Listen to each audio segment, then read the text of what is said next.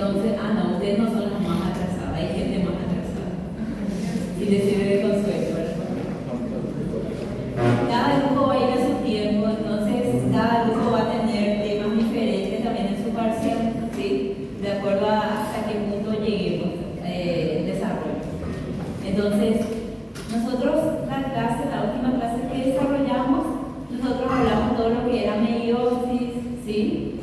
Todo lo que era ciclo celular, un poco de historia de la genética, y ahora vamos a hablar del ADN como material genético, pero cómo se hizo para poder identificar al ADN como material genético, ¿sí?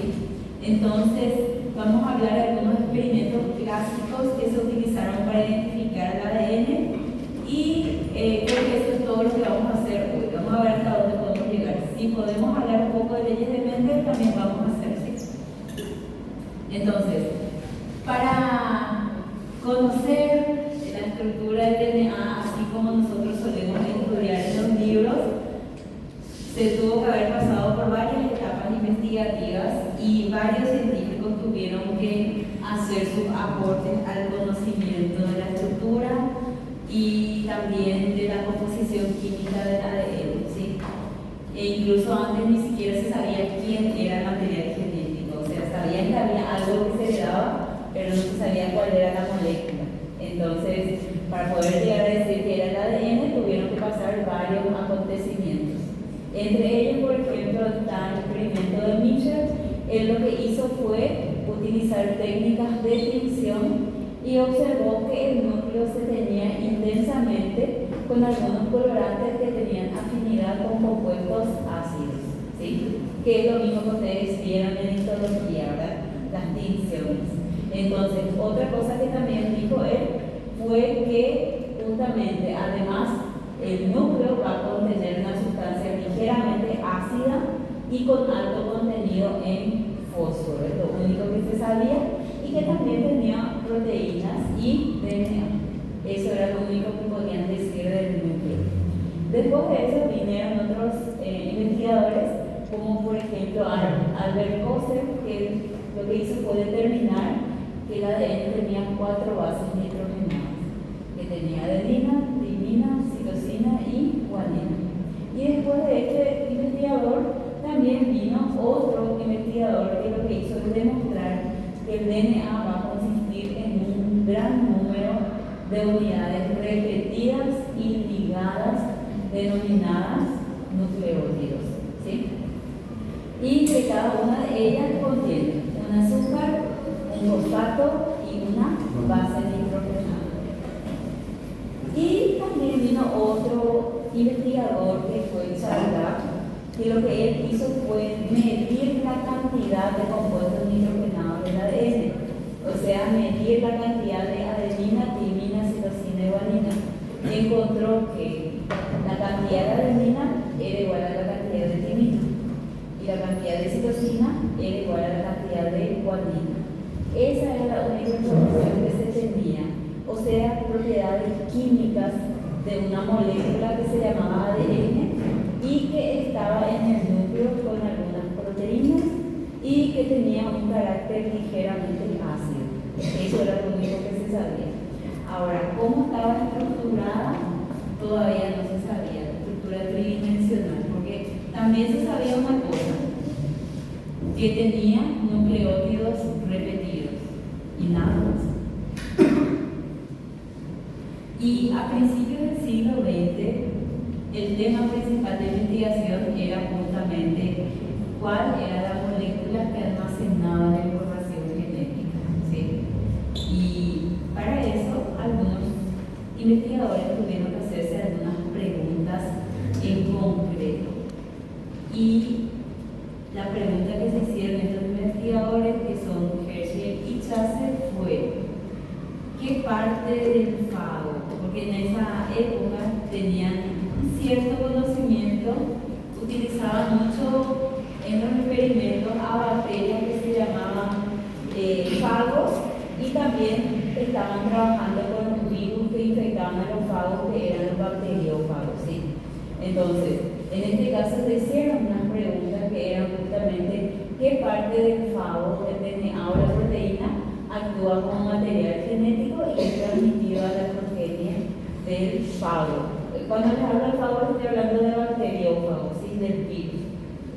Entonces el mecanismo de infección, lo que ellos conocían era que el bacteriófago tenía su material genético almacenado dentro de una estructura proteína. Entonces, lo que querían saber era qué parte era transmitida a la descendencia de ese bacteriófago cuando había una infección en la bacteria. Y en esa época también estaban de moda utilizar elementos químicos radiactivos. Entonces empezaron a marcar. Ahora se usa la fluorescencia, pero anteriormente se usaban los elementos químicos radiactivos. Se medía la actividad radiactiva para poder determinar algunas concentraciones, ¿sí? ¿Y qué hicieron ellos con el conocimiento que tenían? Ellos sabían que las proteínas tenían azufre en su estructura, que podía ser a causa de algunos aminoácidos azufrados, ¿sí? Y también sabían que el ADN tenía grupo fosfato, que era lo que comentamos recién. Entonces, ¿qué hicieron? Tomaron las cepas, dos cepas de virus, la misma cepa, solamente que a una le marcaron con fósforo radiactivo y ellos sabían que ese fósforo radiactivo se iba a unir a los grupos fosfatos del DNA, del virus, ¿sí?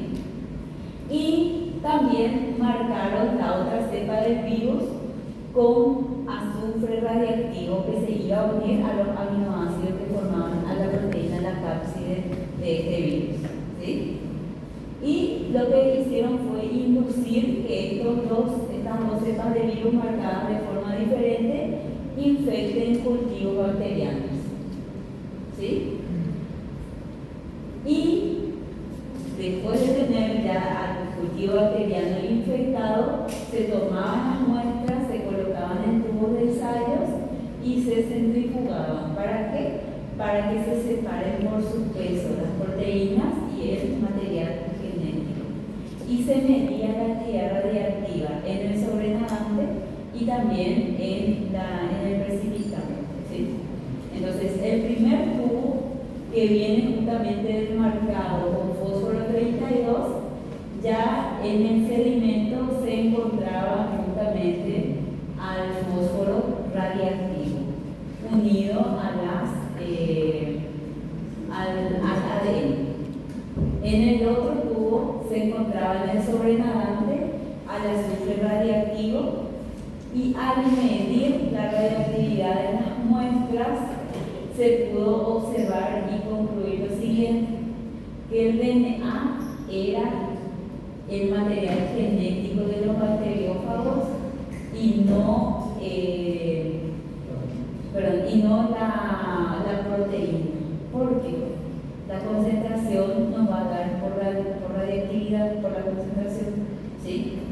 Entonces, primero se mide la radiactividad. Cuanto mayor actividad radiactiva, mayor concentración del compuesto. Entonces, se encontró mayor concentración justamente en el correspondiente al fósforo radiactivo, eso que indicaba que hubo una síntesis de material genético. ¿Por qué? Porque probablemente cuando este virus infectó a la bacteria, utilizó la maquinaria de la bacteria para replicar su material genético, que en este caso es el marcado con fósforo 32, que corresponde al ADN. Conclusión, el ADN es el material genético. ¿La comunidad le creyó? No. La gente no creía estas cosas. Hasta ahora hay gente que no cree, ¿verdad? Entonces, fíjense, aquí también vino otro experimento que es el experimento de Griffith, ¿sí? Y él también trabajó con material genético, pero utilizando otros sujetos de estudio. Y también hizo una pregunta de investigación. Vamos a ir mirando así bien grande.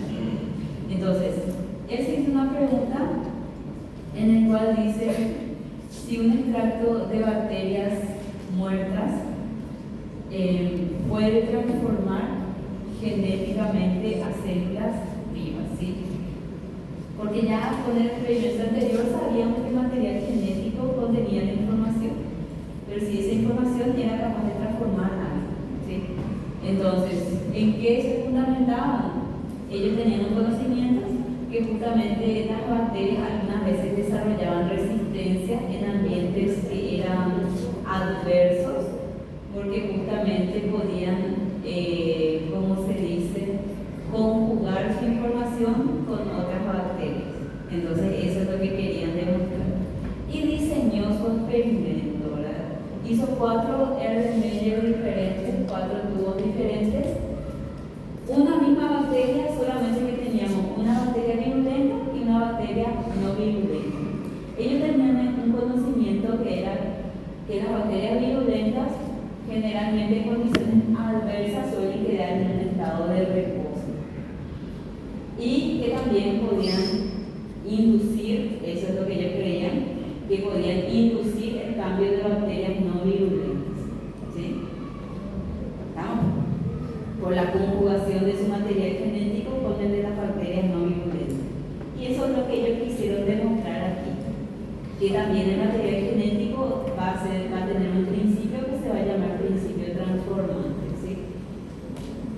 Y ellos decían que el principio transformante de las bacterias era el ADN, entonces querían experimentar eso. En este primer tubo, ellos colocaron a las bacterias que sabían que eran virulentas, lo incubaron y lo inyectaron a un ratón. Y el ratón murió, ¿sí?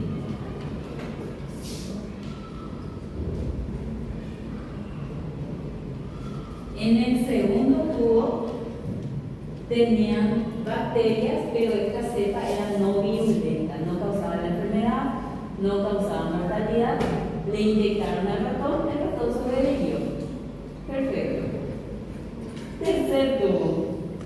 ¿Qué hicieron? Mezclaron bacterias virulentas muertas por acción del calor en un tubo con bacterias no virulentas, ¿sí? Y aquí bacterias virulentas muertas por calor, simplemente, y eso fue inyectado a un ratón, el ratón sobrevivió, ¿sí? Y ahora sí, el cuarto tubo, ahí sí, mezclaron bacterias muertas por calor, virulentas, con bacterias no virulentas vivas. Entonces, al inyectar este cultivo a un ratón, el ratón murió. ¿Y qué es lo que ellos dijeron? Que las bacterias virulentas muertas por calor, si es que se ponían en contacto con bacterias no virulentas, podían inducir que las bacterias no virulentas se transformen. Eso ocasionaba la muerte del ratón, ¿sí? Entonces, básicamente ellos proponían un principio que era el principio transformante, ¿sí? Entonces, el principio de transformación, ¿sí? Hasta aquí todo bien. Nadie les creyó otra vez, ¿verdad? Entonces vinieron otros investigadores otra vez. Abermatió y McCarthy. Y también se hicieron preguntas, ¿verdad? Siempre las preguntas correctas nos van a llevar por buen camino. Entonces, la pregunta que ellos se hicieron fue: ¿cuál es la naturaleza química de la sustancia de transformación? O sea, ellos sabían que el material genético podía estar también relacionado con las proteínas y también relacionado con otra molécula que es el ARN. Entonces ellos no podían decir, como se dice a ciencia cierta, si el principio transformante de Griffith era el ADN, la proteína o el ARN. Todavía la comunidad científica no les estaba creyendo. Entonces diseñaron el experimento para identificar cuál de los tres era el principio transformante. Y tomaron nuevamente ya el experimento de Griffith, el anterior, en el cual teníamos que el cuarto tubo, ¿se acuerdan que tenía bacterias virulentas muertas por calor junto con bacterias no virulentas? Bueno,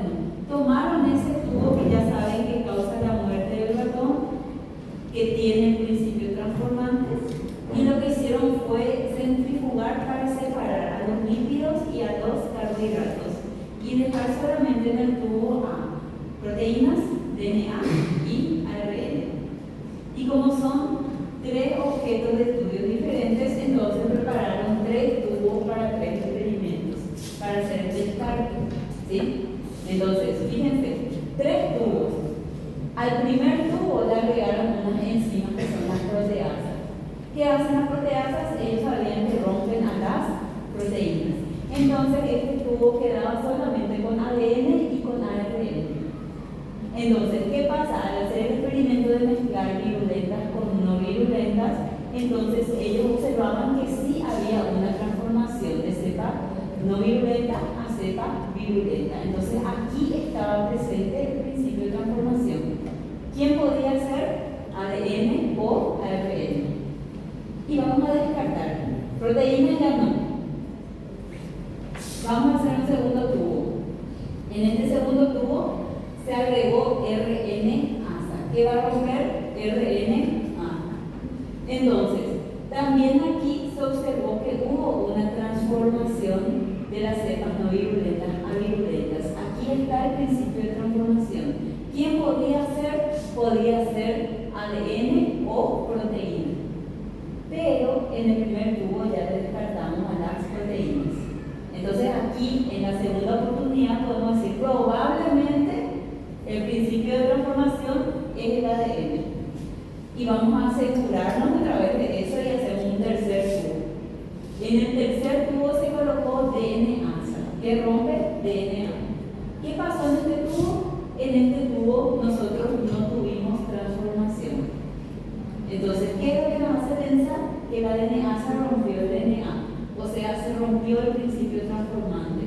Por eso no hubo transformación de cepas. ¿Sí? Entonces ellos confirmaron que sí, el principio transformante que mencionó Griffith era el DNA. Hasta acá todo bien. Y esta es su conclusión. ¿Sí? Entonces, se dan cuenta que todo lo que es ciencia se construye sobre unos antecedentes. Nosotros no vamos a volver a replicar y replicar 1000 veces el mismo experimento, siempre vamos a partir de unos antecedentes. También nos está desconcentrando el ruido un poco, a mí también. É aquela casa que tem. Los niños, ¿verdad? La hora loca parece que Criança.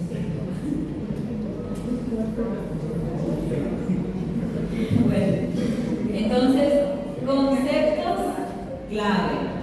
El proceso de transformación que nos va a indicar que una sustancia, que era el principio de transformación, es capaz de alterar genéticamente a las bacterias. Eso lo dijo Griffith. Y después de Griffith vinieron Avery, MacLeod y McCarthy, que ellos dijeron que el principio de transformación era el DNA. ¿Se entendió el experimento? Entonces voy a hacer una pregunta. Esta es la evaluación de conceptos. Dice que situación hipotética. Este no es el experimento real, es una situación hipotética. Si Avery, MacLeod y McCarthy hubieran descubierto que las muestras de bacterias muertas por acción del calor tratadas con RNasa y DNasa transformaban bacterias, pero que las muestras tratadas con proteasa no lo hacían, ¿a qué conclusión hubieran llegado?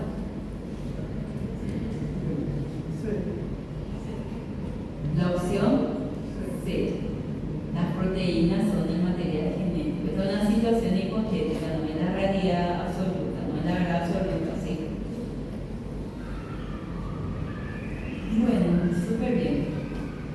Estos conceptos que nosotros habíamos mencionado ya, ¿verdad? Genes y alelos. Hablamos ya de eso, que los genes eran secuencias de ADN que codificaban para una proteína, repito una vez más, y los alelos eran variantes de los genes, que los genes tenían una localización específica que se llamaban locus. Cuando hablábamos de varias ubicaciones, hablábamos en plural de dosis, ¿sí? Hablamos también de fenotipo y genotipo, ¿sí?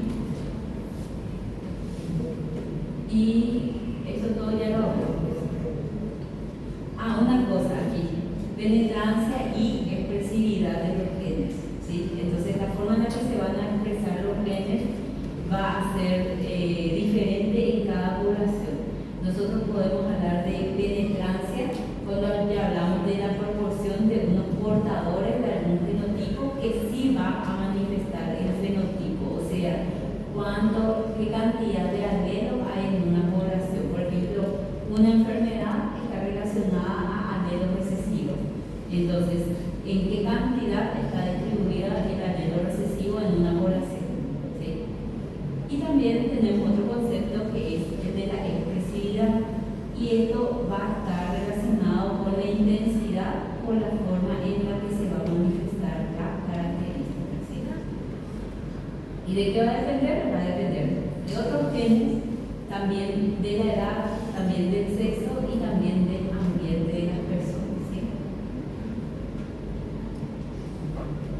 Y vamos a hacer esta partecita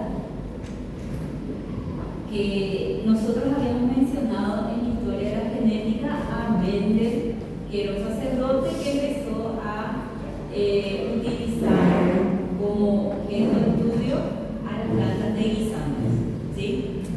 Y él sacó estas tres leyes, ¿verdad? O principios.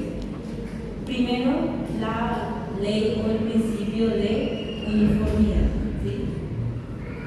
Entonces, voy a ir escribiendo acá, no sé si su pizarro se borra.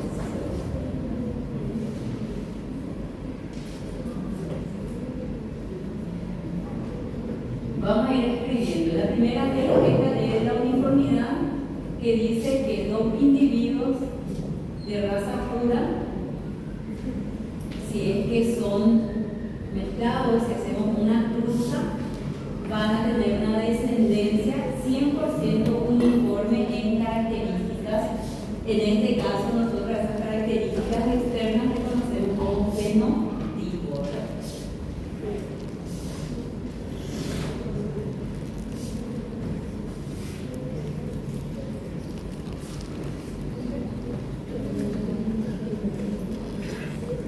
Con la luz apagada, ¿ven igual? ¿O no? No. Vamos a encender nomás la luz entonces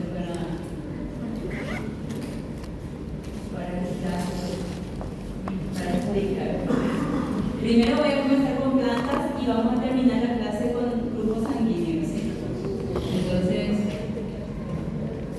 primero para tener el fundamento. Entonces, la primera ley de Mendel nos habla de la uniformidad. Y para eso tenemos que tener también algunos conceptos que son el genotipo y el fenotipo. Vamos a poner de ejemplo ahora a las plantas de guisantes de Mendel y vamos a hablar de un genotipo que tiene dos alelos dominantes, puede tener un alelo dominante y un alelo recesivo o dos alelos recesivos, ¿sí? Él todavía no acuñaba el concepto de alelos, nosotros nomás estamos combinando lo que ya sabemos. Entonces, en este caso, cuando hablamos de un fenotipo que es homocigoto dominante, vamos a hablar de un individuo que tiene un alelo heredado de su madre y otro alelo heredado de su padre, los dos son iguales. Y los dos alelos configuran para la característica dominante, para el rasgo dominante. Ahora, un individuo que tiene un alelo dominante y un alelo recesivo, a eso le vamos a llamar heterocigo. Y también podemos tener un individuo que tiene dos alelos recesivos. Entonces aquí vamos a llamar homocigoto recesivo. Y otra cosa que sabemos, que cada fenotipo nos va a configurar un fenotipo específico, dependiendo del patrón de dominancia, ¿sí? En este caso, vamos a dar por sentado que la característica de la semilla de color verde en las plantas de guisantes van a ser las características dominantes. Entonces, un individuo que tiene un fenotipo A mayúscula va a tener semillas, vamos a poner amarillas, ¿sí? Amarillas, para seguir el hilo del PowerPoint. Entonces, si un individuo es heterocigoto, también va a tener semillas amarillas, ¿sí? ¿Empezamos? Sí. Y aquí, este individuo que tiene dos alelos recesivos va a tener las semillas verdes. Entonces, la primera ley de Mendel dice que si dos individuos de raza pura se cruzan, nos van a dar todos los individuos iguales, ¿sí? Entonces, a eso le llamamos principio o ley de la uniformidad.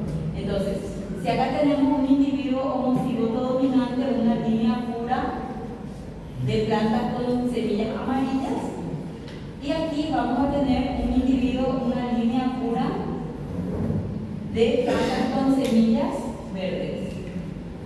Entonces, ¿cómo van a ser los hijos aquí? ¿Qué es lo que nosotros colocamos dentro del cuadro de Funes? La combinación de alelos que van a tener ya la descendencia de estos progenitores. ¿Sí? Entonces, ¿cuál es la combinación de alelos aquí?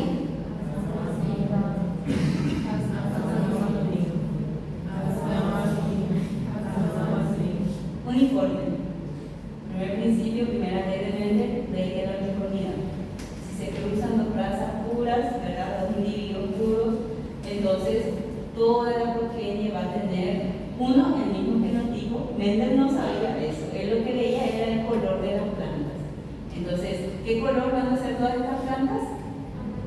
Amarillas. O sea, lo que decía era que toda la descendencia expresa la característica dominante.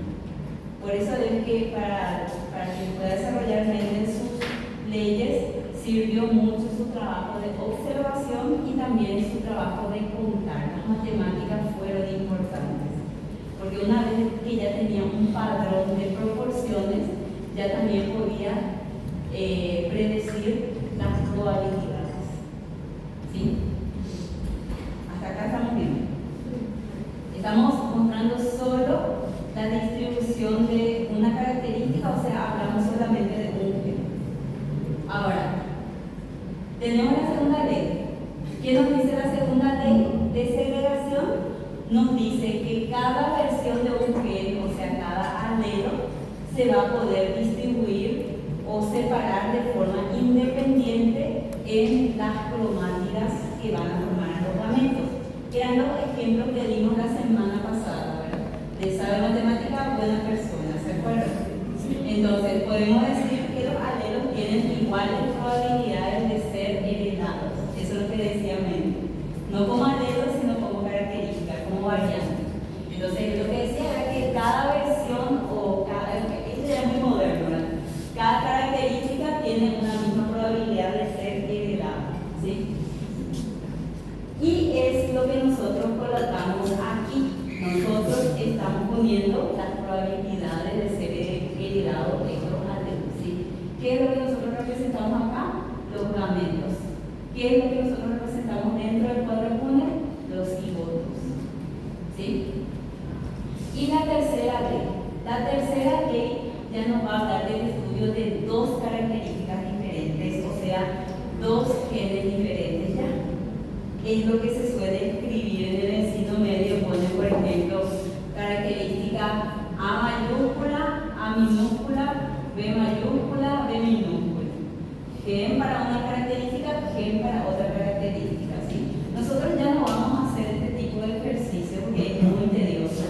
Y para medicina, medio que no les van a pedir, para los agrónomos sí, pero para nosotros ustedes.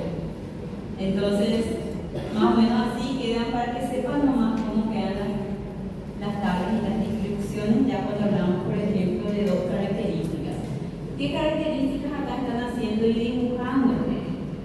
Acá, representado por la letra A, muestra a los genes relacionados con el color de la semilla. A mayúscula para color amarillo y A minúscula para color verde. Y también la R. La R mayúscula nos va a dar para las semillas lisas, la rugosidad.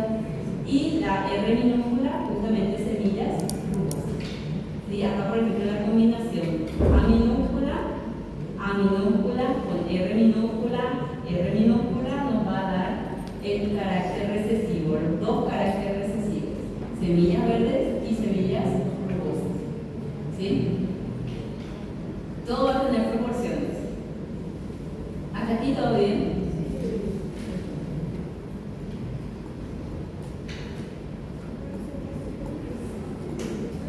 Ahora sí vamos a la parte de 2, ¿sí?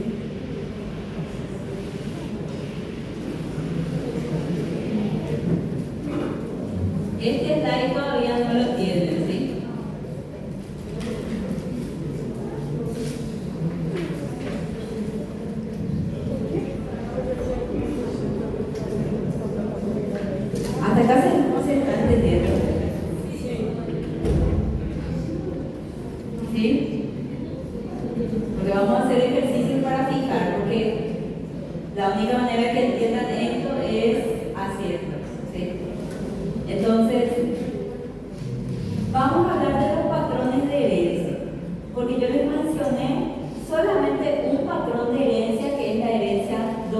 dominante, ¿sí? Pero además les expliqué en planta, ¿verdad? Entonces vamos a hablar de los patrones de herencia que nosotros podemos estudiar aquí en la clase y que van a depender de en dónde están los genes. Porque los genes pueden estar dentro de un cromosoma autosómico o dentro de un cromosoma sexual, de cromosoma X o en el cromosoma Y. O puede estar en cualquier cromosoma del 1 al 22. ¿Sí?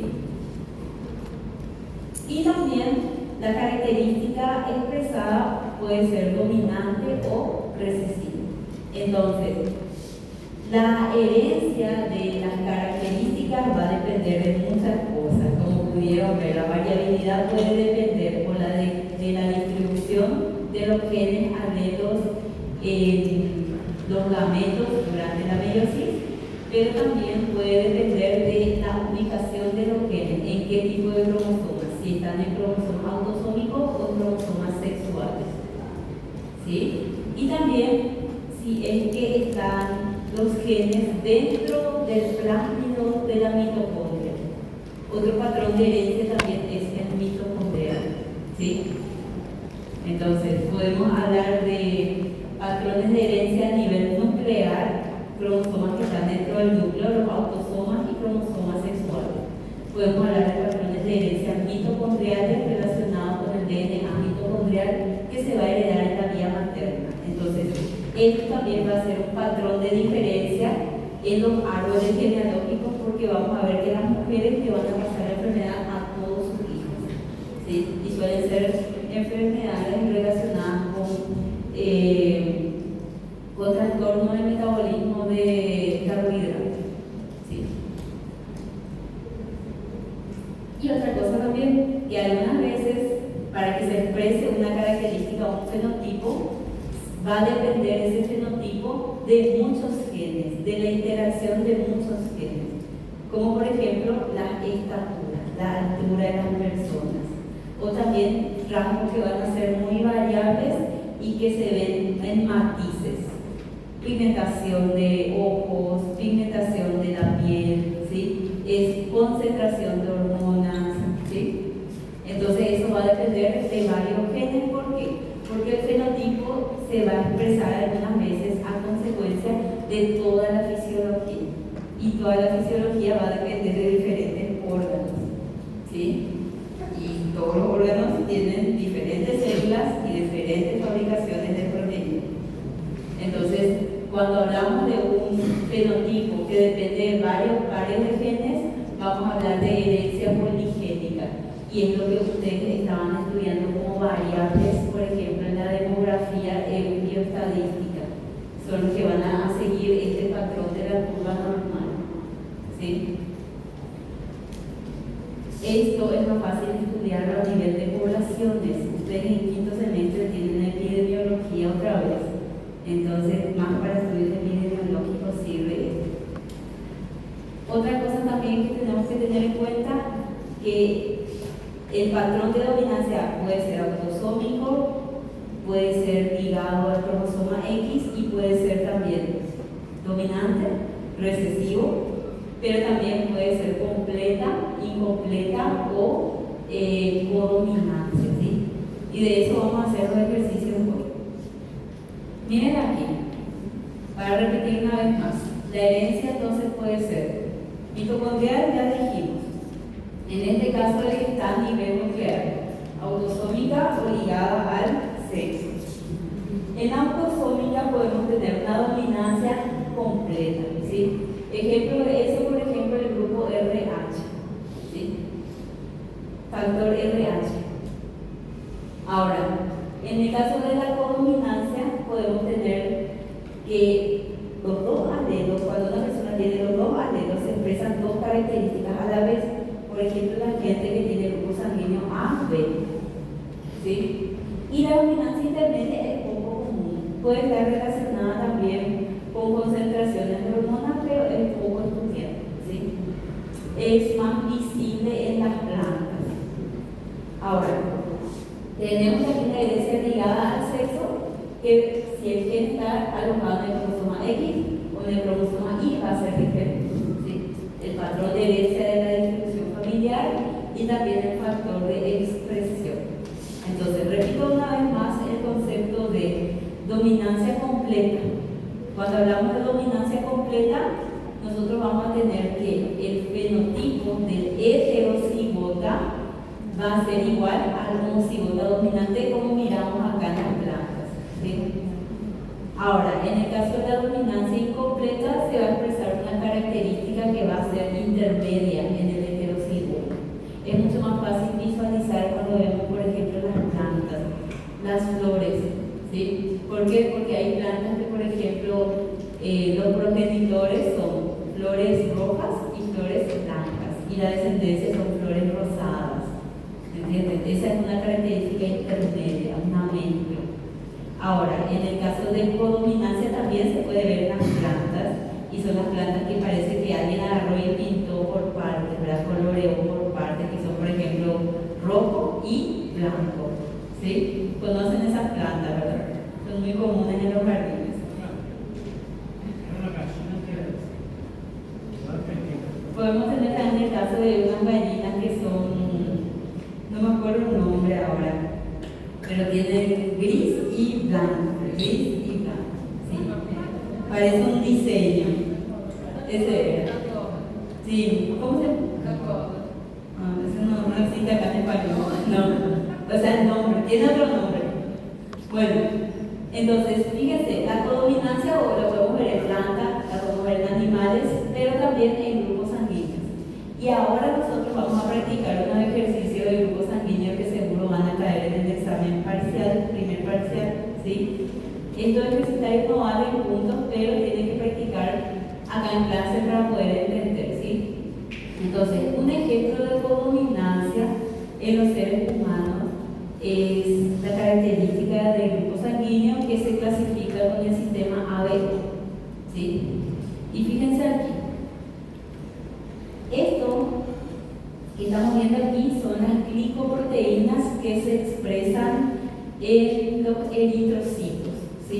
¿Podemos investigar entonces otra vez? Gracias. Fíjense, acá tenemos una glicoproteína, ¿sí? Y aquí tenemos en esta glicoproteína una secuencia de monosacáridos. ¿En qué secuencia están? Primero está la glucosa, después la galactosa, por encima la N-acetilglucosamina, tenemos la lactosa otra vez y tenemos una fructosa.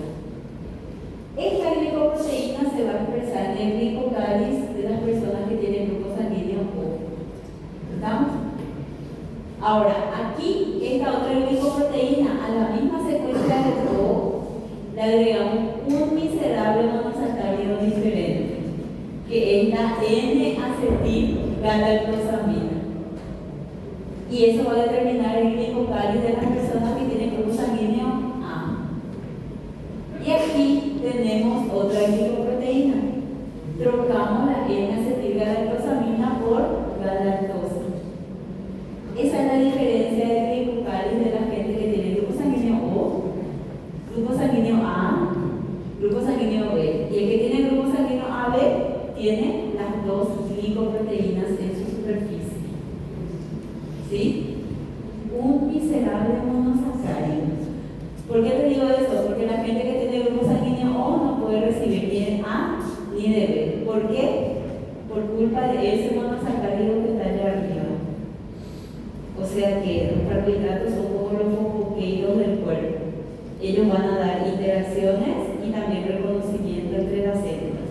Algunas veces alteraciones de un solo monosacárido hacen que todo un tejido deje de funcionar correctamente, ¿sí? ¿Hasta acá estamos bien?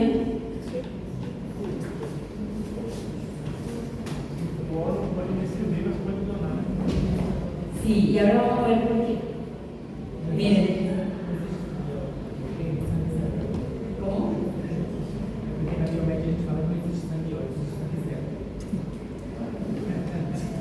Yo no quiero escuchar de sangre cero, ¿sí? El que dice sangre cero se va a desmatricular de mi turno, ¿sí? A nosotros nos mandaban desmatricular cuando decíamos más sangre cero. Bueno, sí. Aquí o, ¿verdad?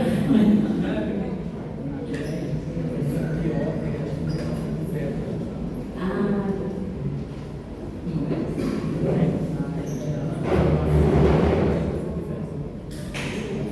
ok, bueno, voy a mostrarles lo siguiente. Entonces ya vimos esta secuencia de carbohidratos, perfecto.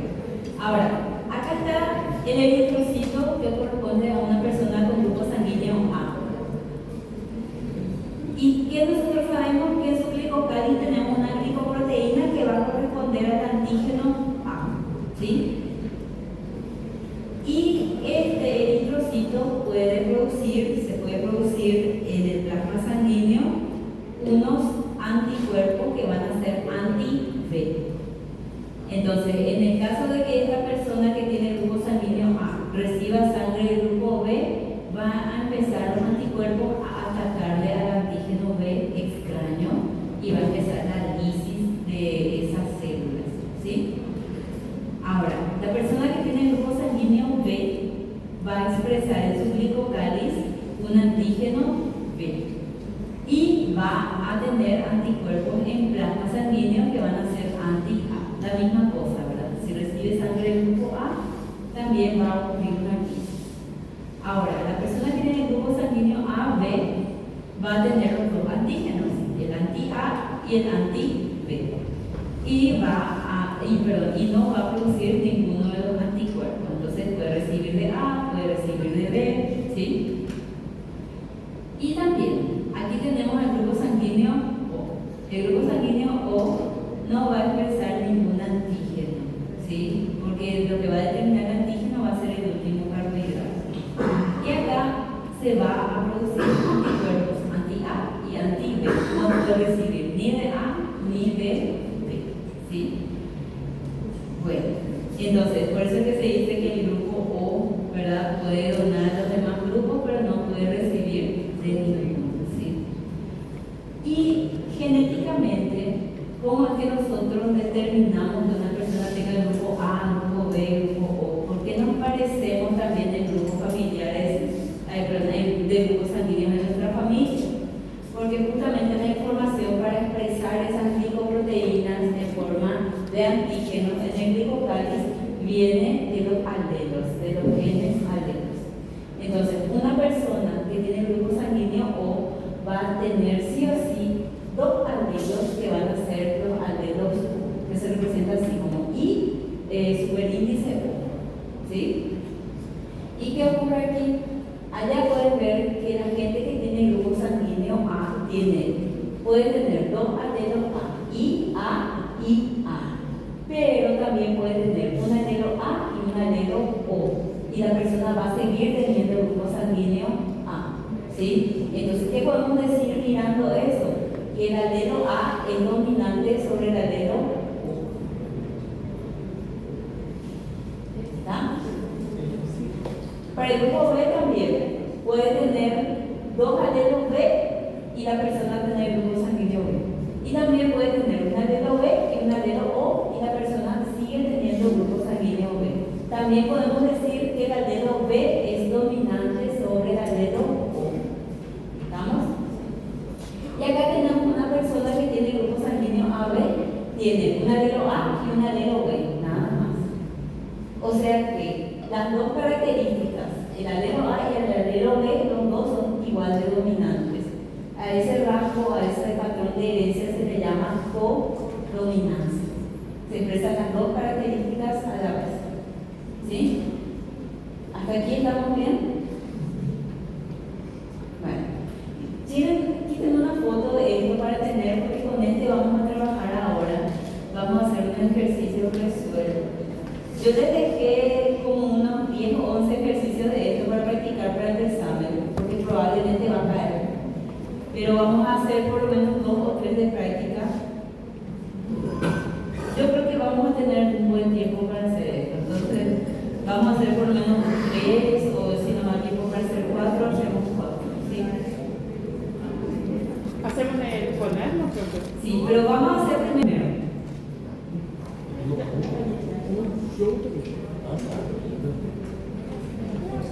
Yo no les voy a abandonar así nomás con el contenido, ¿sí? Primero vamos a practicar juntos.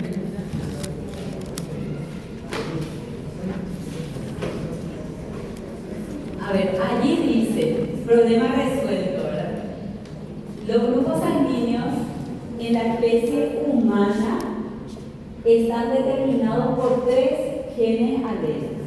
IA para el grupo A, IB para el grupo B, e IO, tenía que decir ahí, que determina el grupo O. Los genes IA e IB son codominantes y ambos son dominantes respecto al gen I, que es recesivo. ¿Sí? ¿Cómo podrán ser los hijos de un hombre del grupo sanguíneo O y de una mujer del grupo sanguíneo AB? Hay gente que ya sabe esto, pero hay gente que hace mucho tiempo no está practicando. Entonces, yo voy a asumir que nadie sabe nada. ¿Sí? No se vayan a ofender.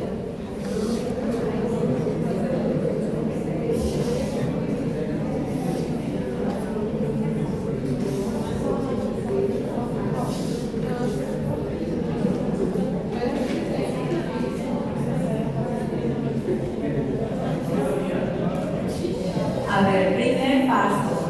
Vamos a asumir que no sabemos luego nada, ¿verdad? Entonces, primer paso para tener todo bien estructurado, escribir el fenotipo y luego al lado el genotipo correspondiente de las personas involucradas en este caso de nuestro problema. Entonces, los fenotipos que nosotros tenemos son los grupos sanguíneos. Y lo que nos pregunta es, ¿cómo podrán ser los hijos de un hombre que tiene el grupo sanguíneo O? Entonces, el fenotipo es el grupo O. Y la mujer que tiene un grupo sanguíneo AB. Ahora sí, mirando nuestra tabla podemos escribir el genotipo al lado. Entonces, al lado, grupo O, para que una persona tenga el grupo sanguíneo O, ¿cómo es su genotipo? Ok, y para que una persona tenga el grupo sanguíneo AB, ahora sí hacemos nuestro cuadro de poner para saber cómo van a ser los hijos, que es lo que nos preguntan, ¿verdad? Entonces, vamos a escribir primero acá la distribución de los genes alelos que el padre le puede dar a los hijos, que va a ser justamente IO y otra vez IO. Y aquí vamos a escribir los alelos que esta madre le puede heredar a sus hijos, que va a ser IA y B. Y aquí adentro vamos a escribir la combinación de los alelos posibles para cada fecundación de cigoto. ¿Sí? Entonces, aquí ¿cómo va a quedar? Este alelo va a ser IA. Se combina con este alelo. Y aquí. Y aquí, y aquí, y aquí, y aquí, y aquí. Ok, entonces el genotipo va a ser heterocigota para A y heterocigota para B. 50% heterocigota para A, 50% heterocigota para B. Esa es la proporción genotípica. ¿Sí? Proporción genotípica. Porque en el examen yo puedo preguntar proporción genotípica y proporción fenotípica.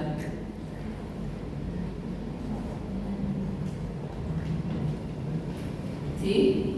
Entonces, la proporción genotípica de la descendencia de este hombre y de esta mujer puede ser en un 50% heterocigota para el alelo A y 50% heterocigota para el alelo B. Porque yo en el examen no les voy a preguntar así de fácil, les voy a preguntar cuál es la probabilidad de que esa pareja tenga un niño con sangre O. 0. ¿Sí? Y resolver. Porque algunas veces el alumno se traba, es muy fácil lo que pregunto, pero algunas veces el alumno se queda acá y no, pero acá no hay, y entonces no hay cómo, y yo te estoy preguntando si se puede o no se puede nomás. ¿Cuál es la probabilidad? ¿Sí? Entonces, ahora, proporción fenotípica, tipo sanguíneo. Aquí, 50% sangre A y 50% sangre B.